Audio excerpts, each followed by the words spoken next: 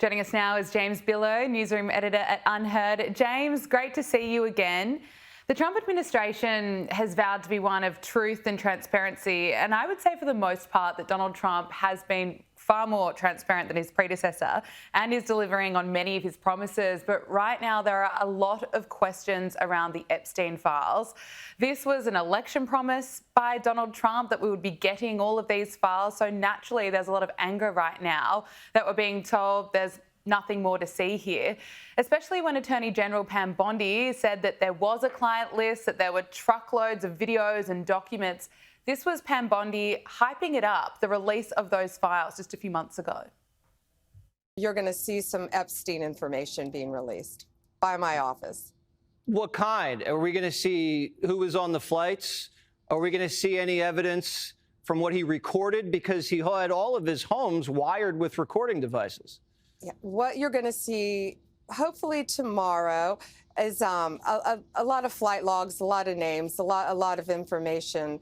But it's pretty sick what that man did. Okay, well, we'll along look with for his that. Co-defendant. Absolutely, and he had help. That's for sure. He sure did. James, she even invited influencers to the White House and gave them binders with essentially no new information. Now we're being told there's no client list, that Jeffrey Epstein committed suicide, and there's essentially nothing else to see here. No one else is getting named or charged, and it's time that we move on. And this was Pam Bondi's response to reporter questions about those files. To him being an agent, I have no knowledge about that. We can get back to you on that. And the minute missing from the video, we released the video showing definitively, the video was not conclusive, but the evidence prior to it was showing he committed suicide. And what was on that, there was a minute that was off the counter.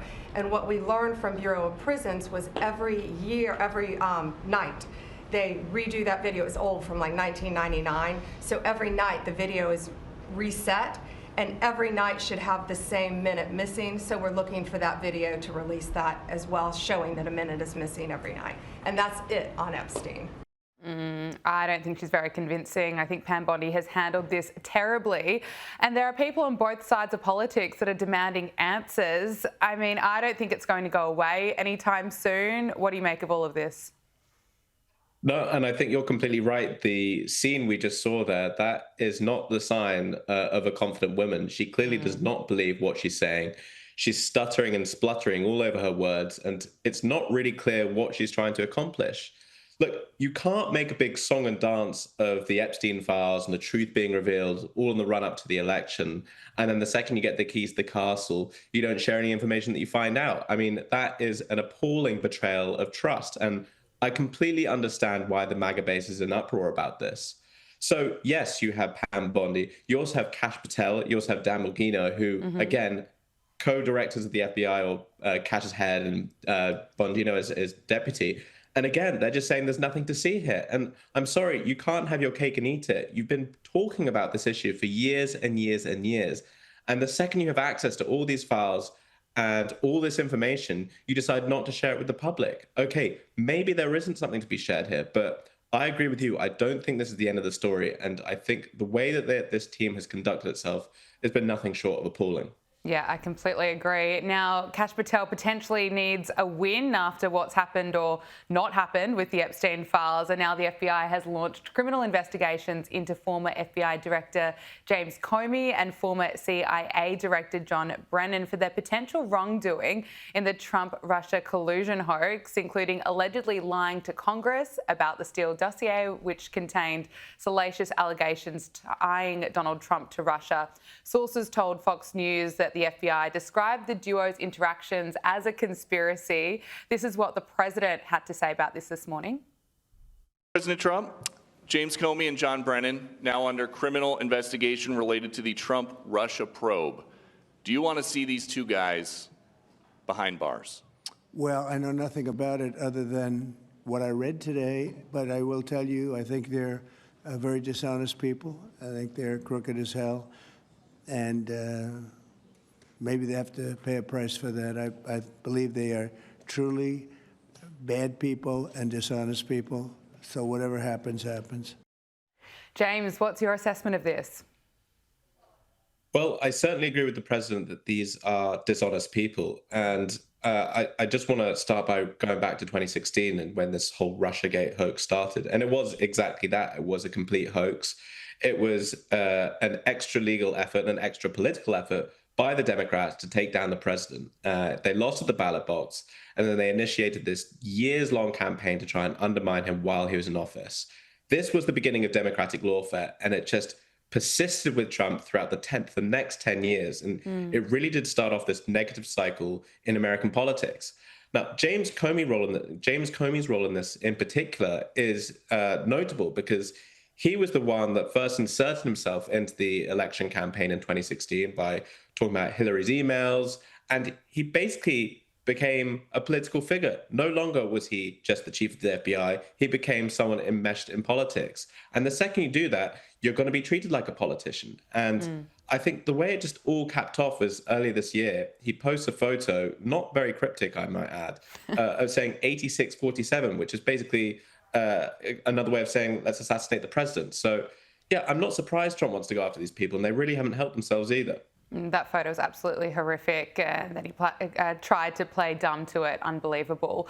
Now, White House Chief of Staff Susie Wiles has opened up on the bromance fallout between Donald Trump and Elon Musk. Susie Wiles told Miranda Devine on an episode of Podforce 1 that the president was very good to Elon Musk, but their relationship had a very troublesome ending. He knew things we didn't know. He knew people and technologies that we didn't know. It was a great thing when it was a great thing, and I had a very troublesome ending. Why do you think that happened? I don't know. Yeah, I don't understand it. I don't know. I know that what has been said doesn't ring accurate to me, but I don't know.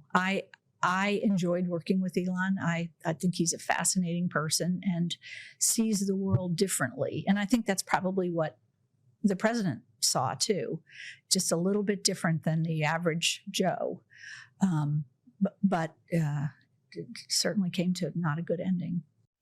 James, it doesn't appear as though they'll be patching things up anytime soon, especially now that Elon wants to launch this third political party. No, I mean, I was slightly surprised just by how conciliatory Susie Wiles was in that clip. I mean, she's not really going after Elon or attacking him or criticizing him. She said it was a great thing when it was great and it had a bad ending. And it sounds like that's the closest thing to the truth that we've had. I don't necessarily buy that the falling out was over the debt and energy credits. I mean, Elon Musk knew about these energy credits being removed and these EV mandates being removed months prior to this bill's passage. So I don't think that's the whole story. And Trump is a fascinating man as well. He likes to surround himself with titans of industry, with intelligent people, and the best of the best. So you could see why this partnership was going to be a successful one. And it's just a shame that it ended the way it did. Now, Musk's third party plan, the America Party, as he calls it, it's a fool's errand. That's never going to take off. Third parties are always doomed to fail in America. And I think this is a little bit of a bruised ego, trying to speak out, trying to emphasize that he still has some influence. But look, just take a peek at his Tesla stock after he made that announcement. It's down by 7%. So I think for the time being, Elon would be doing everyone a favor by just stepping away from politics for a little bit, focusing on his great companies and returning with a bit more of a level head. Yeah, I think you're right there. James, I've just returned from New York City, which could be in a bit of trouble or a lot of trouble if socialist, radical, anti-Israel Zoran Mamdani becomes mayor. Now, I was there for the 4th of July weekend, and of course, 4th of July is a day where patriots just show how proud they are of their country, as well as the sacrifices that the heroes have made to protect the United States of America. Yet Zoran Mamdani has shown really no gratitude for America and the opportunities he's been afforded.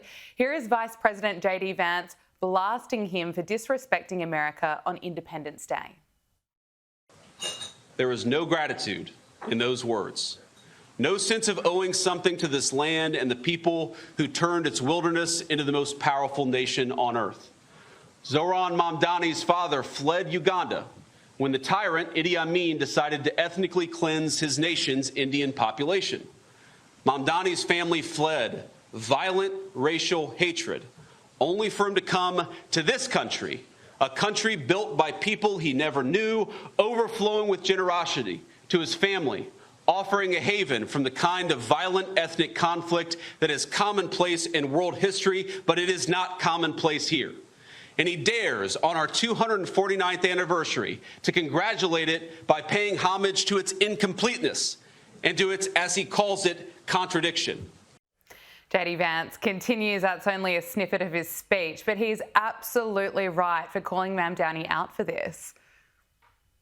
Completely. And it's such a striking difference from civil rights leaders in the past, people like Martin Luther King, who would always stress that the sort of beauty behind America's idealism and its founding principles. And he would be calling on Americans to hark back to those principles. It seems like Mamdani is doing the complete opposite. He's almost shunning those principles and saying, we have to do better, we have to do something different.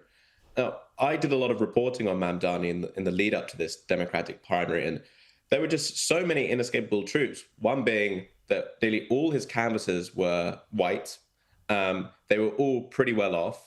And almost all the working class voters that I spoke to did not support Mamdani. And that was borne out by the data in that Democratic primary result. We saw most voters earning over $100,000 supporting Mamdani, even people living on Wall Street.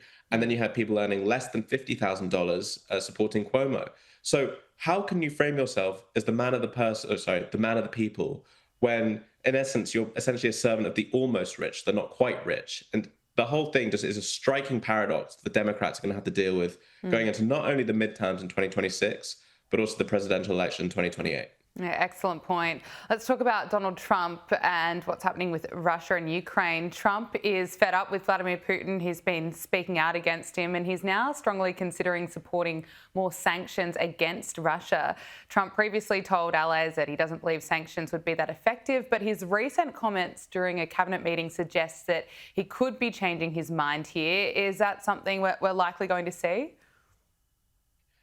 Well, reporting seems to suggest that he was actually never in favor of pausing aid in the first place. That was the Pentagon's decision and Pete Hegseth. But the bigger point is certainly true that, yes, Trump is getting pretty pissed off with Putin. And I think we've seen that with his recent comments.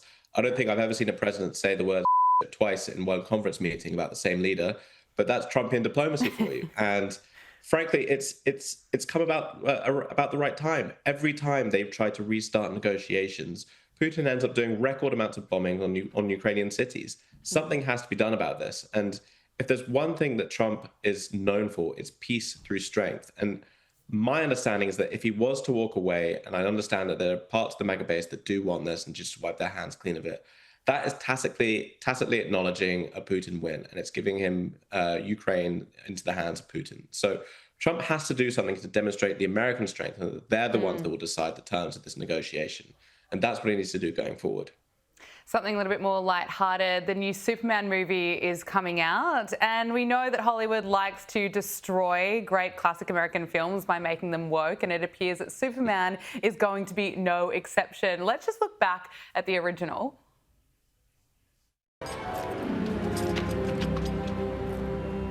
Good evening, Officer Mooney.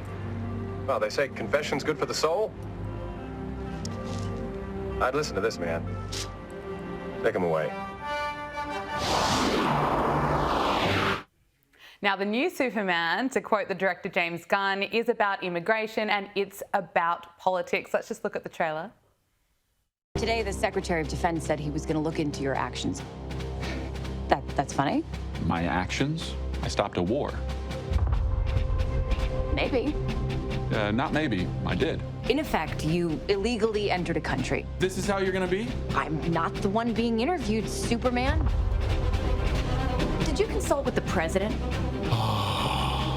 No. You seemingly acting as a representative of the United States. I wasn't representing anybody except for me and doing good.